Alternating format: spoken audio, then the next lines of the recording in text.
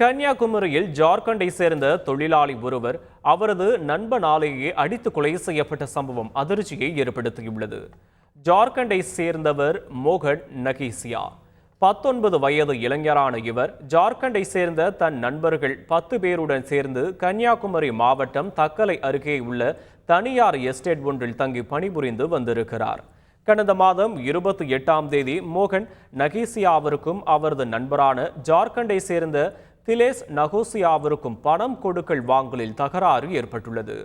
இதில் மோகன் நகீசியாவை திலேஷ் நகோசியால் கம்பால் கண்மூடித்தனமாக தாக்கியிருக்கிறார்.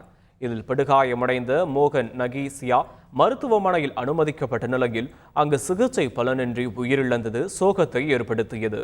இதில் மோகன் நகீசியா மருத்துவமனையில் அனுமதிக்கப்பட்ட போது திலேஷ் நகோசியா கைது செய்திருந்த போலீசார் தற்போது கொலை வழக்கு பதிவு செய்து தீவிர விசாரணை நடத்தி வருகின்றனர்.